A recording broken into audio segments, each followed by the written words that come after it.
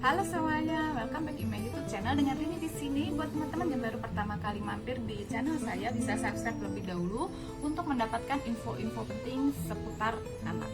Seperti yang hari ini saya mau bahas mengenai otak manusia. Kenapa saya mau bahas mengenai otak manusia? Karena otak adalah organ tubuh yang luar biasa rumitnya, tapi dia merupakan pusat komando dari seluruh anggota tubuh yang ada. Misalnya ketika kita mau menggerakkan tangan, ini pusat komandonya ada di otak. Ketika kita mau menggerakkan mulut kita, pusat komando di otak. Ketika kita mau menggerakkan kaki kita, sama, pusat komandonya juga di otak. Makanya saya mau bahas mengenai otak manusia hari ini. Tetapi bukan dari segi ilmu biologi atau ilmu kedokterannya yang saya mau bahas, tapi dari perilaku orang-orang yang menggunakan otak sebelah kiri dan otak sebelah kanan. Jadi dari segi ilmu psikologinya. Bukan berarti saya seorang ahli fisiologi, bukan, tapi pekerjaan saya yang mengharuskan saya untuk mengetahui mengenai psikologi, terutama psikologi tentang anak, ya. Makanya di sekolah saya waktu pas saya mengajar itu, ini masalah otak kiri dan otak kanan itu dibagikan kepada kami guru-guru untuk supaya bisa lebih mengerti dan memahami mengenai psikologi anak. Gitu ceritanya teman-teman. Dan jadi hari ini saya terbeban sekali atau kepingin sekali membagikan masalah ini, otak ini, kepada teman-teman di rumah, supaya teman-teman juga bisa mempunyai gambaran atau misalnya bisa tahu bagaimana cara mengatasi anak saya yang lebih dominan menggunakan otak sebelah kiri dan lebih dominan menggunakan otak sebelah kanan. Nah, oke, langsung saja. Jadi menurut Roger Westbury, dia menemukan otak itu dibagi menjadi dua, yaitu otak sebelah kiri dan otak sebelah kanan. Jadi dia melakukan penelitian sekitar tahun 1960, dan berkat penelitiannya ini dia mendapatkan Nobel pada tahun 1981, yaitu Nobel Prize in Psychology and Medicine, ya. Nah, menurut dia perilaku orang yang menggunakan otak sebelah kiri dan perilaku orang yang menggunakan otak sebelah kanan itu berbeda.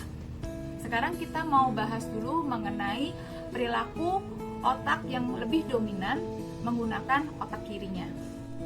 Nah, perilaku orang yang lebih dominan menggunakan otak sebelah kiri, yang pertama, dia akan terampil dengan yang berhubungan dengan angka-angka, yaitu matematika atau keterampilan ilmiah. Terus kemudian yang kedua, dia suka sekali menganalisa, ya. Kemudian yang ketiga, dia suka menulis. Yang keempat, dia juga suka berbicara. Kemudian dia orangnya ketika menilai sesuatu bersifat objektivitas, jadi objeknya yang dinilai. Terus orangnya juga biasanya perilakunya detail oriented, ya. Jadi ketika mengerjakan sesuatu dia sangat detail, ya. Terus kemudian ketika melakukan sesuatu pun dia akan penuh dengan logika dan pertimbangan. Dia akan mempertimbangkan logikanya dan sebagainya, baru dia akan melakukan pekerjaan. Itu perilaku orang yang menggunakan otak sebelah kiri.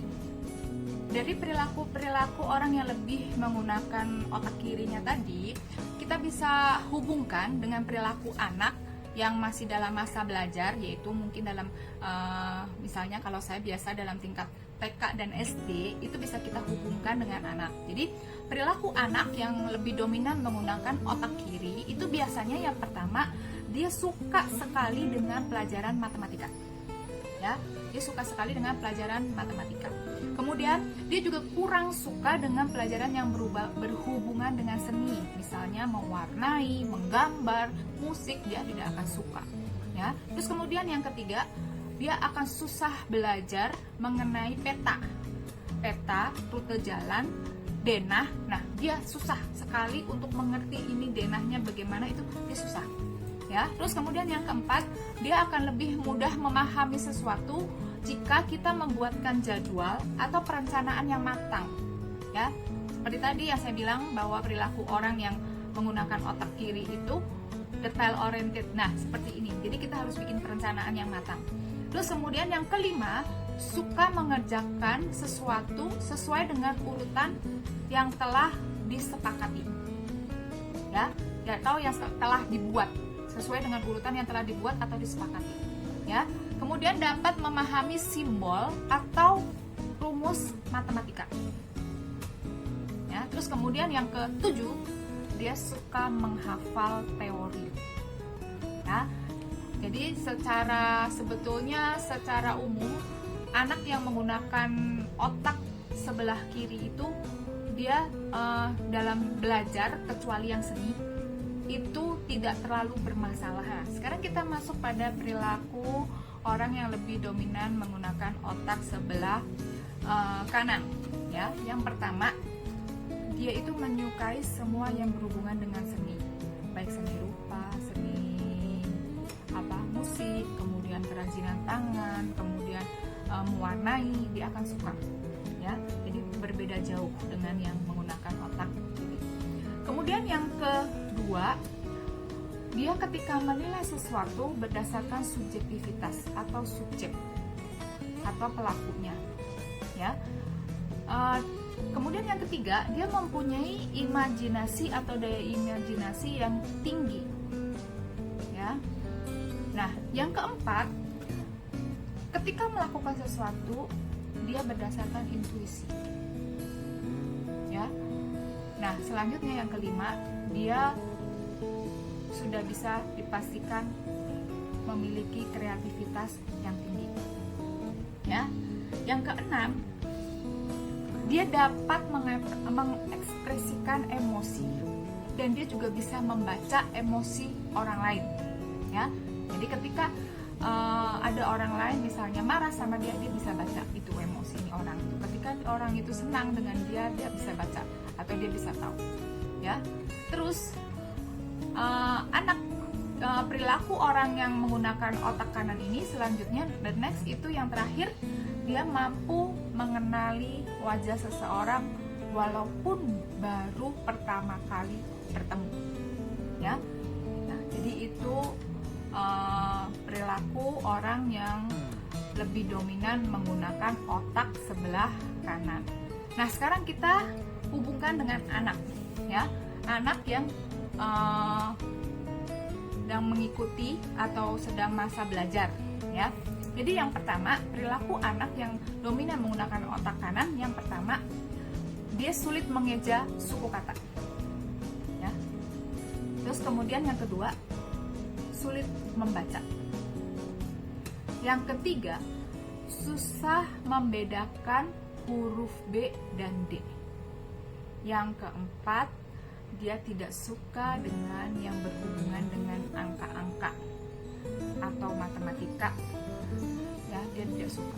Tapi kalau soal cerita, dia lebih mudah mengerti dan memahami, ya. Kemudian yang kelima, dia lebih suka ujian lisan daripada tertulis, ya. Terus kemudian yang keenam, dia suka sekali gambar-gambar, ya. Ketika dia melakukan sesuatu, dia lebih suka menjelaskan atau menggunakan gambar untuk menjelaskan apa yang sedang dia kerjakan daripada dengan kata-kata, ya. Kemudian yang ketujuh, ya, dia suka sekali benda atau buku yang berwarna-warni. Yang kedelapan, dia sering membaca bolak-balik atau melompat. Jadi bacanya itu suka dibolak-balik atau melompat, ya. Terus kemudian yang kesembilan, dia tidak suka mencatat. Yang ke-10, ya, dia cepat sekali hafal tempat, lokasi atau rute perjalanan. Jadi kalau dia belajar tentang peta atau denah, dia akan suka. Beda dengan yang otak sebelah kiri. Nah, dari yang kita tadi bahas mengenai perilaku anak yang menggunakan otak sebelah kiri dan otak sebelah kanan, ya, bisa kita lihat bahwa perilaku otak yang sebelah kiri ini tidak terlalu bermasalah, ya, tidak terlalu bermasalah paling mungkin dia tidak suka dengan yang berhubungan dengan seni, tapi pelajaran semua dia suka, karena dia suka menghafal, suka matematika dan segala macam. Yang lebih bermasalah itu perilaku anak yang lebih dominan menggunakan otak sebelah kanan. Idealnya penggunaan otak sebelah kiri dan otak sebelah kanan itu harus seimbang, ya. Tetapi kita juga tidak bisa memaksa anak untuk, misalnya anak yang dominan otak kiri, kita paksa supaya masuk ke anak yang menggunakan otak kanannya full gitu loh. Paling enggak kita bisa seimbangkan. Kenapa kita harus seimbangkan? Kenapa? Karena di SD ini tidak ada istilahnya kayak penjurusan mata pelajaran. Misalnya karena memang anak ini otak sebelah kiri, jadi ikut aja pelajaran matematika dan menghafal. Yang anak yang menggunakan otak sebelah kanan ikut aja pelajaran seni. Kita tidak bisa seperti itu karena memang di SD itu diajarkan semua gitu loh. Jadi paling enggak kita bisa membantu anak untuk menyeimbangkan otak kiri dan otak kanannya supaya balance. Paling enggak ya untuk pelajarannya ya bisa, nggak harus 100 sih, paling nggak di atas KKM gitu kan, atau pas dengan nilai KKM. Kita nggak bisa menuntut untuk mendapat nilai 100, terutama untuk anak yang lebih dominan menggunakan otak sebelah kanan. Nah, saya punya tips ya, sebetulnya tips cara menyeimbangkan otak kiri dan otak kanan. Nih, tips ini saya ambil dari beberapa sumber dan juga berdasarkan pengalaman saya mengajar gitu kan. Nah, jadi tips-tips itu adalah yang pertama, menulis huruf tegak bersambung. Sebetulnya menulis huruf tegak bersambung itu bukan menyusahkan anak. Kalau kita lihat lebih dalam lagi, menulis huruf tegak bersambung itu anak yang lebih dominan menggunakan otak sebelah kiri suka apa? Menulis kan?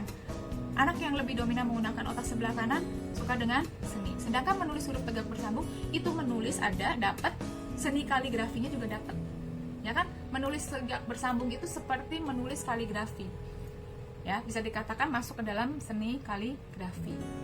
Jadi itu bisa ngebalance otak sebelah kiri dan otak sebelah kanan. Makanya saya sih nggak tahu sih ya pertimbangan sekolah apa gitu sehingga meniadakan menulis huruf tegak bersambung ini, ya. Nah, terus kemudian yang tips yang kedua itu sering diperdengarkan atau sering mendengarkan musik klasik. Sebetulnya musik klasik ini didengarin sebetulnya bisa waktu masih dalam kandungan. Itu bisa untuk menyeimbangkan otak kiri dan otak kanan anak sejak dalam kandungan, ya. Tapi nggak apa-apa kalau misalnya SD sudah tapi kita coba saja, siapa tahu berhasil gitu kan. Terus kemudian paling enggak, tips yang ketiga, paling enggak itu anak itu bisa atau disuruh belajar memainkan alat musik. Alat musik apa aja, ya.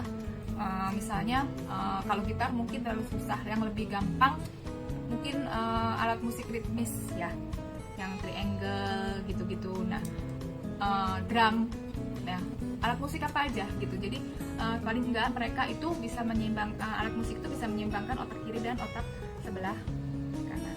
Nah, saya punya cerita, ada satu guru seni musik ya, jadi dia guru piano ya. Sebetulnya sih ipar saya, sih adik ipar saya kan guru piano.